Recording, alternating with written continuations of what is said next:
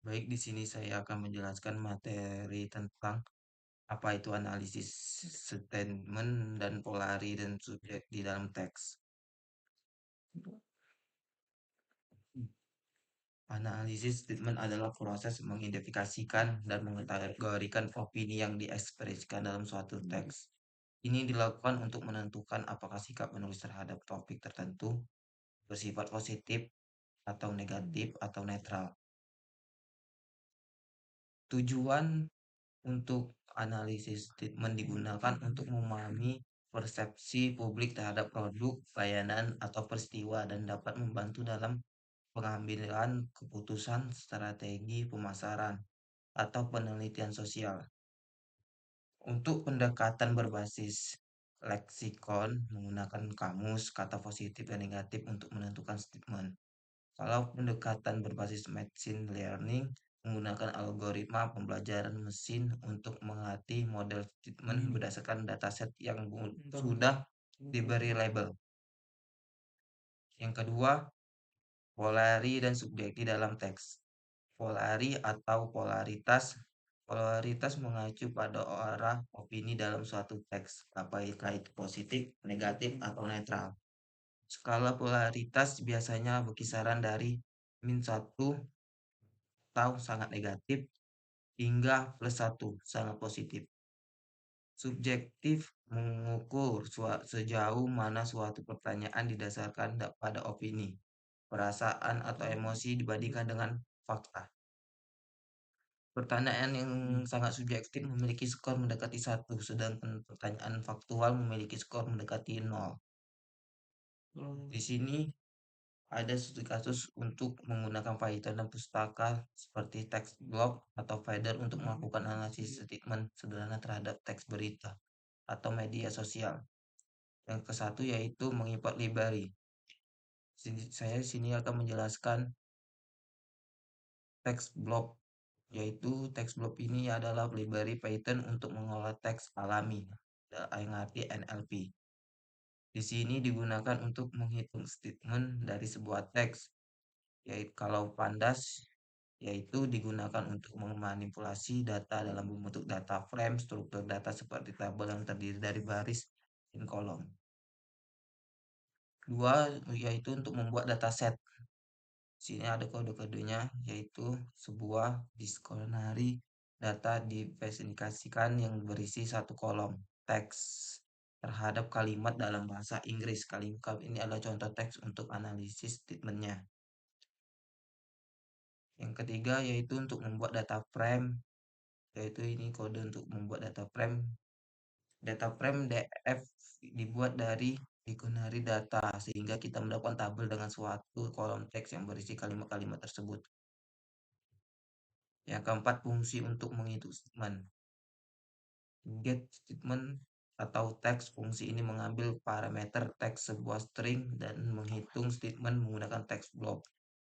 Blob sama dengan teks blob membuat objek teks blob dari teks diberikan. Statement blob statement mengakses properti statement dari objek teks blob yang mengandung dua nilai, yaitu polarity dan subjektif.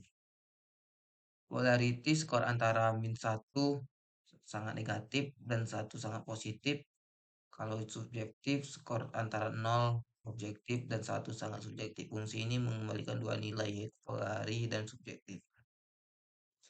Yang kelima yaitu menghitung statement untuk setiap teks.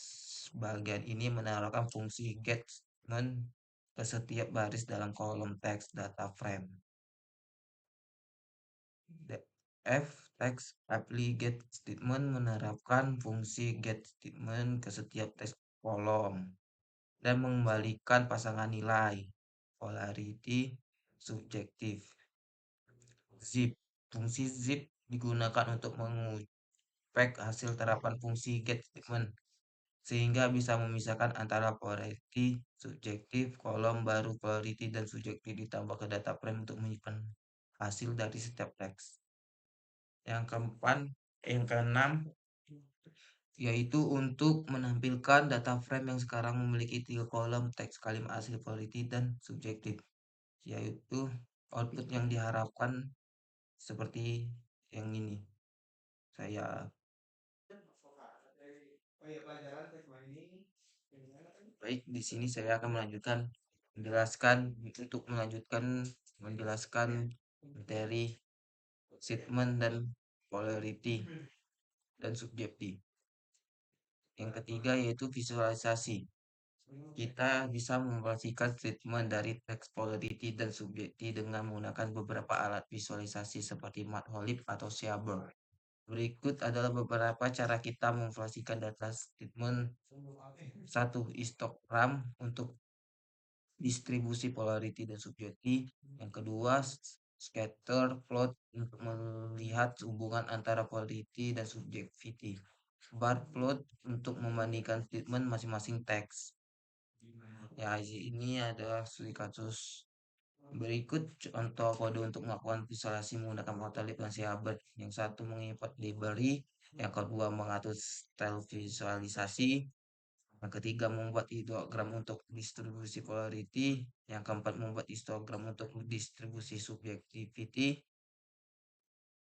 yang kelima membuat scatter plot untuk menghubungkan antara polarity dan subjectivity, yang keenam membuat bar plot untuk menunjukkan nilai polarity.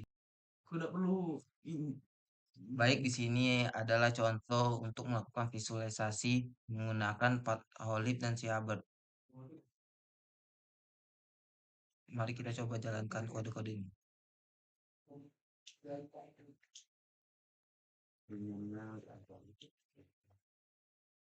Baik, di sini adalah hasil dari gambar codingan dari kode tersebut. Yang satu distribusi polarity statement, yang kedua distribusi sentimen, yang ketiga yaitu gambar scatter plot polarity versus subjectivity. Yang keempat yaitu gambar polarity dari setiap teks. Baik, cukup sekian penjelasan materi dari saya yang berjudul analisis statement. Saya akhiri. Wabillahi taufiq wal hidayah. Wassalamualaikum warahmatullahi